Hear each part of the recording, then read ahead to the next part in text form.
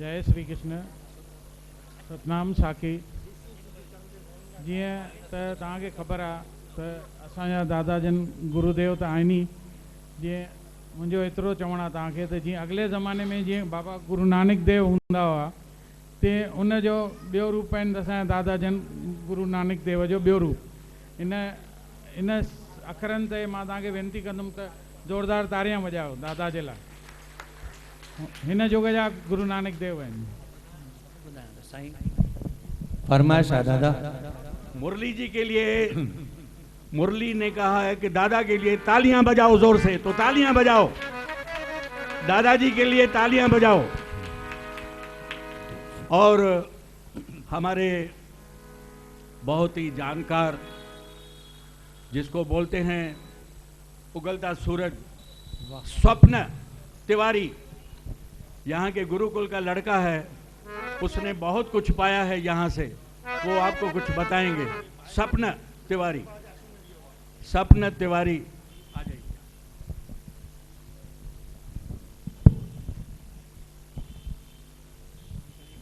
हरिओम। अखंड मंडलाकारं व्याप्तं येन चराचरं तत्पदं दर्शितं येन तस्मै श्री गुरवे नमः। आप में से ऐसे कितने लोग हैं जिनको गुरु ब्रह्मा गुरु विष्णु आता है? ऐसे कितने लोग हैं? जरा हाथ उठाएंगे। चलिए एक साथ एक बार उच्चारण करना है। आंख बंद करेंगे सभी लोग, हाथ जोड़ेंगे और गुरुदेव से पहले प्रार्थना, और फिर मैं आपका 10 मिनट लूँगा। ठीक है, चलिए आंख बंद करें। गुरुर् ब्रह्मा गुरुर्विष्णु गुरुर्देवो महेश्वरा गुरुः साक्षात् परब्रह्म तस्मै श्री गुरवे नमः। तस्मै श्री गुरवे नमः। श्री सद्गुरुदेव भगवान की जय। आप लोग उल्लासनगर में रहते हैं, लेकिन ऐसा लग नहीं रहा है। उल्लास नाम है खुशी का। ऐसा लग रहा है आप गम नगर से आए हो। ऐसा है क्या? जयकारा तो जोर से होना चाहिए। श्री सद्गुरुदेव भगवान की। गुरु पूर्णिमा का अवसर है। मैं 10 मिनट आपका इसलिए लेना चाहूँगा क्योंकि गुरु है क्या ये जानना चाहिए हमें। गुरु का अर्थ क्या है? आप में से कितने लोग? अच्छा, एक और ध्यान देना प्लीज। बोलूंगा और आप सुनेंगे। पीछे जितनी भी माताएं हैं 10 मिनट मैं बोलूंगा, आप सुनेंगे। बाद में आप सभी लोग बोलना और हम लोग ध्यान से सुनेंगे। ठीक है, चलिए सबसे पहले ध्यान देंगे गुरु शब्द है क्या। गु का मतलब है अंधकार। गु का मतलब है, आप लोग सुनने में, गु का मतलब अंधकार और रू का मतलब है प्रकाश। रू का मतलब प्रकाश, अर्थात अंधकार से प्रकाश की ओर लेकर जाने वाला। ये सबको मालूम है, लेकिन हमारे संस्कृत में एक श्लोक कहा, अज्ञान तिमिरांधस्य ज्ञानांजन शलाकया चक्षुरुन्मीलितं येन तस्मै श्री गुरवे नमः। इसका मतलब क्या है? बोले मेरी अज्ञान रूपी जो अंधकार में आंखें थी, क्योंकि मैं देख तो सबको रहा हूं। हम कहते हैं ना बार बार, मनुष्यों जागो, मनुष्यों जागो। क्यों? क्योंकि मनुष्य जाग तो रहा है लेकिन जागा नहीं है। समझ में आ रही है मेरी बात? पक्का? तो मनुष्य देख तो रहा है लेकिन फिर भी उसकी आंखें जो है वो बंद हैं। और सतगुरु क्या करते हैं? चक्षुरुन मीलितम, मीलितम मतलब खोलना। अपने प्रकाश से हमारी आंखों को खोलते हैं जिससे हम पर ब्रह्म परमात्मा को देख सकें। अच्छा, गुरु मिलते कहाँ हैं? एक बार की मैं एक कथा आपको सुनाता हूं। एक व्यक्ति था जुनैद नाम का। उसने किसी से कहा मुझे गुरु चाहिए, मैं क्या करूं? तो एक जन ने कहा तुम एक पेड़ के यहाँ जाओ, नीम का पेड़ है, वहां पर एक तुमको कोई ना कोई मिल जाएगा गुरु। तो वो एक सज्जन के पास गए, वृद्ध के पास गए और उस वृद्ध से पूछा मुझे गुरु चाहिए, बताओ। तो बोले देखो एक नीम का पेड़ है, वहां पे एक बूढ़ा बैठा होगा, बड़े बड़े बाल होंगे और उसके चेहरा जो है वो ओज और तेज से चमक रहा होगा। आप जब उसके पास ही जाओगे तो अपने आप एक ऐसी खुशबू आएगी कि आप पहचान जाओगे, हाँ ये मेरा गुरु है। बोला अच्छा? बोले हाँ। ये मिलेगा कहाँ? बोले वो आपकी काम है, आप ढूंढो। तो जुनैद वहां से चला गया। 20 सालों तक वो घूमता रहा। कितने सालों तक? 20 साल, 20 ईयर्स वो घूमता रहा, जगह जगह जगह जगह घूमता रहा। जहां से उसने जिस नीम के पेड़ से घूमना चालू किया था, वो घूम के 20 साल बाद उसी नीम के पेड़ के पास आया। और जब वहां आया तो देखता है कि एक वृद्ध बैठा हुआ है जिसके बड़े बड़े बाल हैं, और जिसके पास आते ही एक ऐसी खुशबू आती है जो लगता है कि हाँ ये कोई संत व्यक्ति है। वो आया और उनके चरणों में लेट गया और रोने लगा। तो संत ने कहा कि 20 साल से तुम मेरा इंतजार नहीं कर रहे। बोले 20 साल से मैं खुद तुम्हारा इंतजार कर रहा हूं कि कोई मेरे पास आएगा। उसने कहा जब आप ही मुझे मिले थे 20 साल पहले तो आपने खुद क्यों नहीं बोल दिया कि मैं ही तुम्हारा गुरु हूं? बोले अगर मैं उस समय बोल देता कि मैं खुद तुम्हारा गुरु हूं तो तुम मेरी कदर नहीं करते। तुमको समझ में ही नहीं आता गुरु होता क्या है। 20 साल तुमने घूमे हो, 20 साल दौड़ लगाई है, तो तुमको समझ में आया गुरु चीज क्या है। आज मैं भगवान से मानता हूं, एक उपाधि होती है युग पुरुष की। अगर मेरे बस में होता तो मैं आज उपाधि दादाजी को दे देता। दादाजी के नाम पे तालियां बजनी चाहिए। एक उपाधि होती है युग पुरुष की, जिस पुरुष ने युग का कल्याण किया हो वो युग का पुरुष है।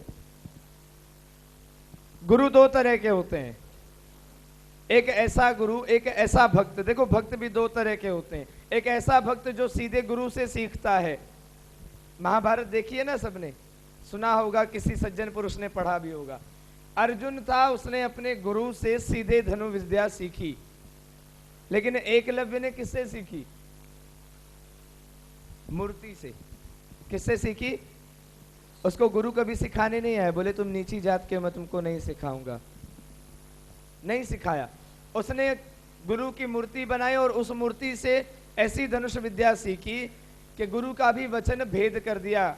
गुरु ने, द्रोणाचार्य ने अर्जुन को कहा था मैं तुम्हें आशीर्वाद देता हूं, इस पूरे अखिल ब्रह्मांड में तुमसे बड़ा धनुर्धर कोई हो ही नहीं सकता। लेकिन एकलव्य के अंदर इतनी श्रद्धा, इतनी भावना थी कि वो जब युद्ध करता है तो अर्जुन को भी मात दे सकता है, इतनी ताकत है उसमें। तो वहां ताकत किसने दी? गुरु ने तो दी नहीं, उस एकलव्य की भावना ने ताकत दी। हम आप घर से बाहर निकलते हैं, भाजी खरीदना हो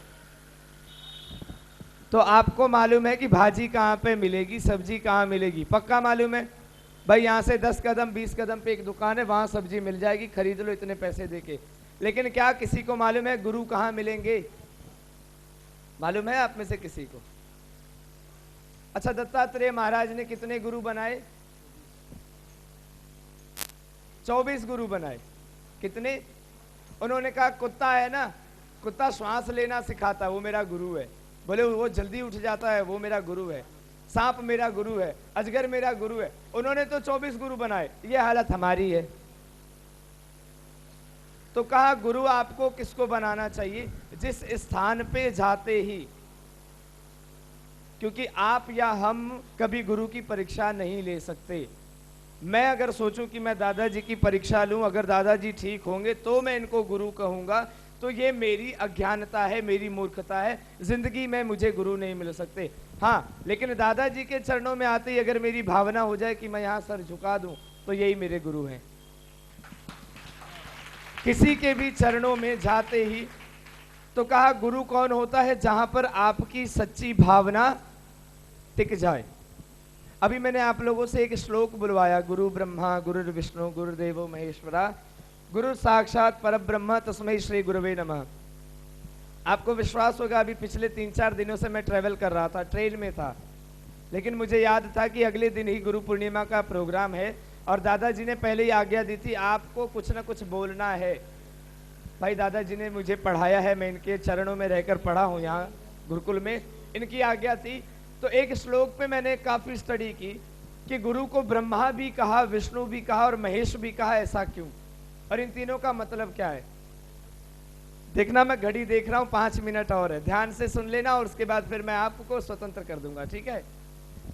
बोले 3 त्रिगुण देवता हैं, एक ब्रह्मा, एक विष्णु, एक महेश। ब्रह्मा का काम क्या है? रचना करना। ब्रह्मा का काम रचना करना है। विष्णु का काम है पालन करना, विष्णु आपके सृष्टि का पालन पोषण करता है। और महेश का काम क्या है? संहार करना। जब बोले बहुत हद पार हो गई तो सीधे तीसरी आंख खोलते हैं, हर हर महादेव, है कि नहीं? ये 3 शक्तियां हैं। दूसरा, गुरु पूर्णिमा का महत्व हम लोग नहीं समझते हैं। गुरु पूर्णिमा आई, हम गए और गुरु जी का माथा हमने टेक दिया, बस। आज के दिन गुरु इन तीनों शक्तियों को अपने अंदर ग्रहण करता है और तीनों का काम एक साथ करता है। कैसे? सबसे पहले निर्माण करेगा। किस चीज का? हमारा तो निर्माण हो चुका है ना, जन्म तो हो चुका है, लेकिन आपके अंदर अच्छी आदतों का निर्माण करता है गुरु। तो निर्माण करने वाला ब्रह्मा गुरु हुआ कि नहीं? आपके अंदर अच्छी आदतों का निर्माण करता है, इससे गुरु ब्रह्मा हो गया। फिर वो अच्छी आदतें हैं या बस ऐसे ही आपने सुन के छोड़ दिया? तो उस अच्छी आदतों को रोज रोज रिवाइज करवाना, रोज रोज प्रवचन के माध्यम से, सत्संग के माध्यम से, आशीर्वाद के माध्यम से उसको याद रखना, उसका पालन करवाना, ये काम भी गुरु करता है। तो ये काम किसका हुआ? विष्णु का हुआ। तीसरा काम महेश्वर का, नाश करना। तो गुरु हमारा नाश नहीं करता है, हमारे अंदर जो बुराइयां हैं, हमारे अंदर जो गलत चीजें हैं, उन सबको बाहर निकालता है, उनका नाश करता है। तो गुरु तीनों शक्ति हो गई, ब्रह्मा, विष्णु और महेश। और गुरु ही एक ऐसी शक्ति है। एक और मैं कथा आपको सुनाता हूं। एक बार दादाजी जैसा एक संत था। अक्सर दादाजी के साथ जब हम लोग बैठते हैं तो दादाजी एक ही चीज, एक लाइन हमेशा बोलते हैं। बोले राजा, एक चीज हमेशा सोचना कि सामने वाला मेरे साथ क्या कर रहा है वो बड़ी बात नहीं है, मैं सामने वाले के साथ क्या करता हूं वो सबसे बड़ी बात है। अगर सामने वाले ने आपके साथ बुराई की, आपने भी बुराई कर दी, तो आप में और मेरे में कोई अंतर। तो एक बार दादाजी जैसा एक संत बैठा हुआ था नाव में, और पास में सारे हुड़दंग मचा रहे थे, मस्ती करने वाले लोग। वो सन्यासी बेचारे तप कर रहे थे, ध्यान में बैठे थे, और वो बच्चे बार बार क्या करते, एक पत्थर उठाया, सन्यासी जी को मारा, बोले बच गया, दाढ़ी में फंस गया। अच्छा, फिर दूसरा पत्थर मारा, बोले बाल में फंस गया। तो बार बार ये मारते थे। तो जो उनका शिष्य बैठा था साधु का, वो भगवान से प्रार्थना करता है, भगवान इनकी नौका पलट दो। क्या बोला शिष्य ने? भगवान इनकी नाव पलट दो, डूब जाएंगे, मस्ती नहीं करेंगे। तो गुरु ने रोका, गुरु ने कहा ऐसा नहीं करो। गुरु ने कहा प्रार्थना करो, भगवान पलट दो, लेकिन इनकी नैया ने, इनकी बुद्धि को। गुरु का यही कार्य है, गुरु पलटता है आपके विचार को, गुरु पलटता है आपके भाग्य को, गुरु पलटता है आपकी किस्मत को। बस एक काम आपको करना है, क्या? कि भाव का भूखा हूं मैं, भाव ही भव सार है, और भाव से मुझको भजो तो भव से बेड़ा, है कि नहीं? तो अपनी सच्ची भावना। आज के दिन आपको एक संकल्प लेना चाहिए। गुरु पूर्णिमा का पर्व संकल्प के लिए होता है। हम आए गुरु जी के चरणों में मत्था टेका, हम तो जैसे के तैसे हैं ना। तो अगर आपने अच्छी भावना से मत्था नहीं टेका तो देख लेना अगले दिन जिसको मत्था टेका है ना, वो भी बीमार हो जाएगा। बोलेगा जितने लोगों ने मत्था टेका, कोई तो मन में पाप था, किसी के मन में लालच था, किसी के मन में बुराई थी। आप संकल्प करके आओ, मैं आज गुरु का दर्शन करने जा रहा हूं, आज के बाद मैं झूठ नहीं बोलूंगा। मत्था टेको, देखो मैं इस चीज की गारंटी देता हूं कि आपकी वो प्रार्थना स्वीकार होगी। आप प्रार्थना करो, मैं आज गुरु का दर्शन करने जा रहा हूं, आज के बाद मैं किसी भी तरह की चीटिंगबाजी, चालाकबाजी नहीं करूंगा, किसी भी तरह का कटु वचन नहीं करूंगा। गुरु के पास आने का मतलब है अपनी एक बुराई को छोड़ना और गुरु से एक नया आशीर्वाद लेना, और हमेशा एक प्रार्थना करना। हाथ जोड़ लो, मेरे 10 मिनट पर्याप्त पूरे हो चुके हैं, इसलिए हाथ जोड़ लो आप लोग। गुरु से एक ही प्रार्थना करना, गुरुवर इतना दीजिए, सभी लोग बोलिए, जामे कुटुंब समाए, मैं भी भूखा ना रहूं, कोई ना भूखा जाए। देखो अक्सर कई लोग मुझसे कहते हैं कि ये लाइन तो ऐसे है कि मैं भी भूखा ना रहूं, साधु ना भूखा जाए, लेकिन आप बुलवाते हो कोई ना भूखा जाए। उसका कारण है, साधु आपके द्वार पे आएगा, आप डर के मारे दोगे, अगर इस साधु को नहीं दिया ये मुझे श्राप दे देगा, है कि नहीं। लेकिन अगर एक भिखारी आएगा तो उसको बोलोगे चलो भैया आगे चलो, छुट्टा नहीं है। तो ऐसी प्रार्थना करना गुरुदेव के दरबार में कि हे गुरुदेव आपका आशीर्वाद ऐसा हो मुझ पर कि मेरे अंदर के जितने दोष हैं, पाप हैं, जितने भी बुराइयां हैं जो कि मुझे खींचती है पीछे। याद रखना, रोज एक डायरी लेके बैठा करो। एक इंसान की कीमत, जैसे शेयर मार्केट होता है ना, ये जिंदगी हमारी असली में ऐसी है, रोज हमारी कीमत बढ़ती है और घटती है, लेकिन हम ध्यान नहीं देते हैं। उस चीज को नोट करना चाहिए कि आज मैं